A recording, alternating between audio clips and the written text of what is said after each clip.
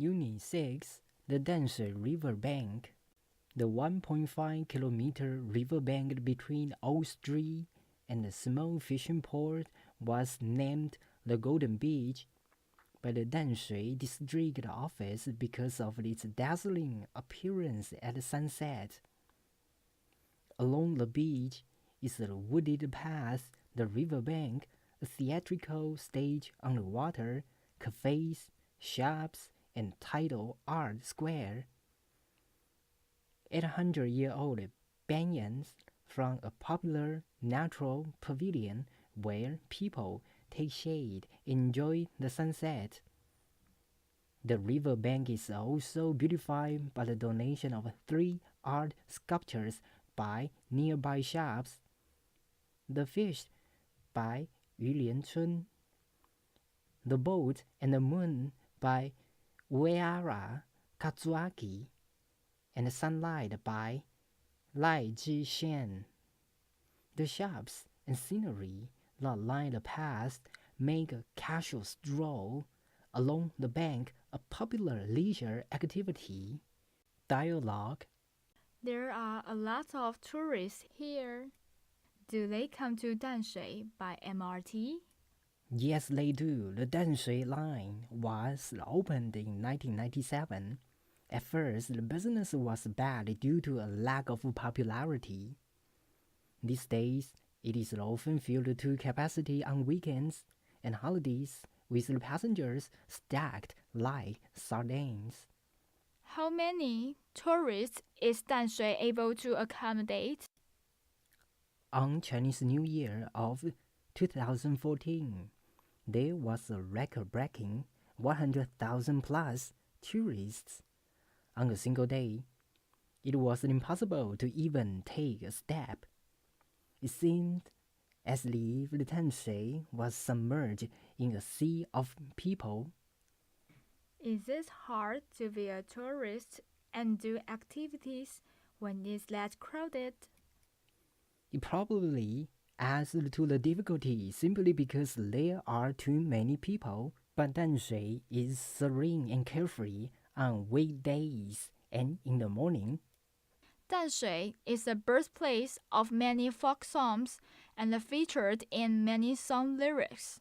Are there any music schools in Danshui? Only the Taipei National University of the Arts has a department of music.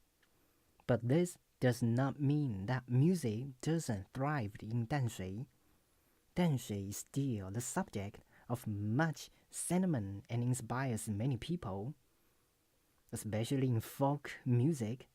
For example, The Wanderers at Danshui, composed by Chen Mingzhang, enjoyed widespread popularity in 1997.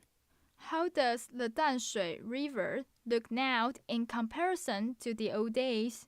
I have the impression that in the old days it was primarily a fishing port that had the unpleasant odor of fish. Today, it is much cleaner and focused on tourists who appreciate both its natural beauty and clean, modern environment. The Reverie of Ye Junling. Ye Junling, a screenwriter, came to Danshui with a cast and crew in 1957. He was enjoying a walk by the riverside when he came across a scene of astonishing beauty. As the sun was sinking below the sea and fishing boats were coming home for the day, he heard a faint song in the wind, looking for the source of the beautiful voice. Ye caught a glimpse of a woman standing on a loft, waiting behind a door. She was watching a cheerful and pleasant reunion at the ferry. Her expression inspired him to compose a song. The sunset at Danshui. The sun is sinking in the west. The river water is dazzling with the sunlight.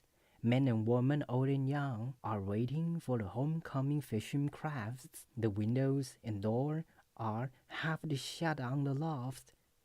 Strings plugged are displaying a multitude of feelings and unknown bitterness. The hazy, misty moonlight is above Samao Mountain. The river water is mirroring the gleaming moonlight. Nothing is as cool as the sea breeze. A lone bird is taking a rest on the ferry. The bird's song touches the heart softly. The sunset at Danshui glows with poetic touches. The night fog falls. The church bell rings, transmitting into the seas. Vague and faint are the lamplights on Puding, twinkling on and off like the stars blinking.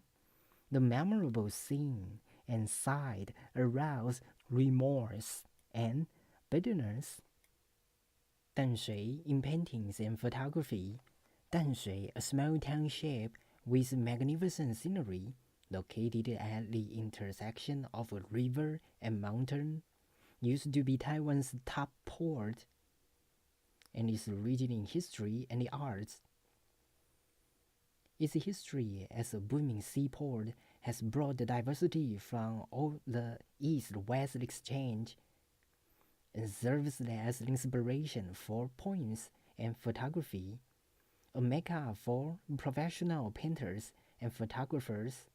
Danshui has a profile similar to that of many European townships, but with a style all its own.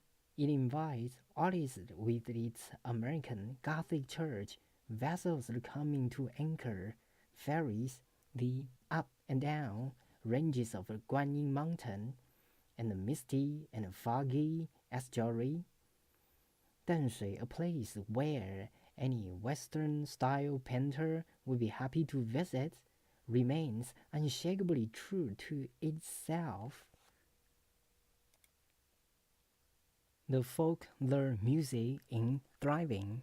Folk music, which is defined by lyrics, melody, and presentation done by fellow countrymen, has been popular in Taiwan for years. Initially, the songs were passed from person to person and derived its energy from deep-rooted reflection. Folk songs have been in fashion since the 1970s and have proven to be an important platform for native awareness and artistic creation. A key figure was Li Shuangzhe, an alumnus of Tomcom University, who inspired his listeners and provoked thought by asking a philosophical question. At a university concert, with a bottle of Coca-Cola in his hand, he asked, "Do we have any music of our own when we live in a time in which Taiwanese drink Coke and listen to Western music like Westerners?" Then he sang his song 不破网, the fishing net composed by Li Lingqiu.